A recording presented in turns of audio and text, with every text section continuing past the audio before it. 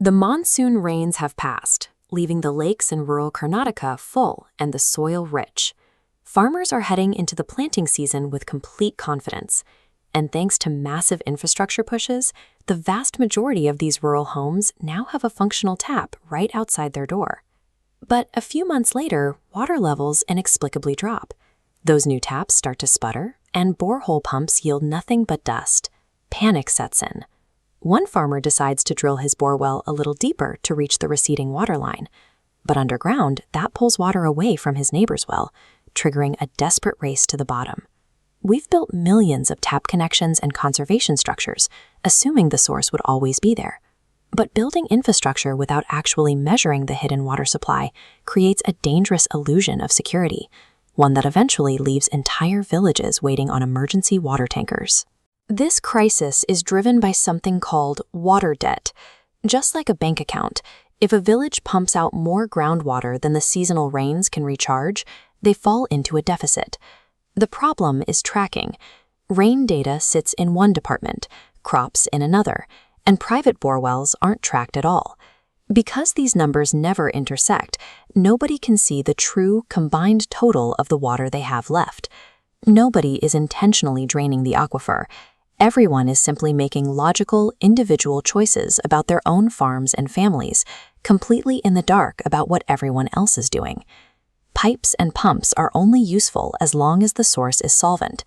Without integrated data, a village effectively goes bankrupt by spending underground reserves in total silence, only realizing the account is empty when the last drop is gone.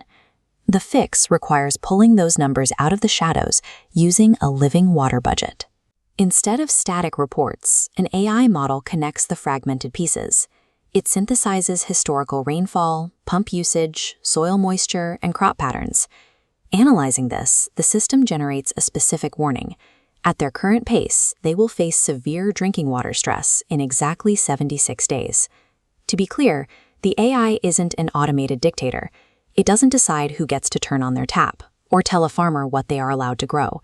Instead, this 90-day forecast is displayed publicly and debated in a monthly village water meeting. The data simply reveals the cliff they are walking toward, triggering the community to take proactive action. These automated forecasts buy the community the one thing more valuable than rain during a drought: 90 days of lead time to prepare for it. With a deadline approaching, the village intervenes. First, they secure the life account, ring-fencing water for drinking and schools. Then, farmers use the forecast to compare options, seeing how alternative crops use less shared water while yielding a higher financial return per drop.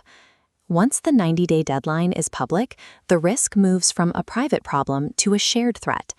This shared reality forces necessary conversations at the village council, where farmers negotiate agreements to share the strongest boreballs through connected pipes. Now, a clear looming deadline replaces the blind scramble for deeper wells with a calculated, village-wide survival strategy. Fast forward past the 90-day mark to the peak of the dry season. Because of those adjustments, the anticipated crisis never actually arrives. The protected life account means the village taps are still flowing with clean water, and out in the fields, the carefully selected low-water crops have survived the harshest months.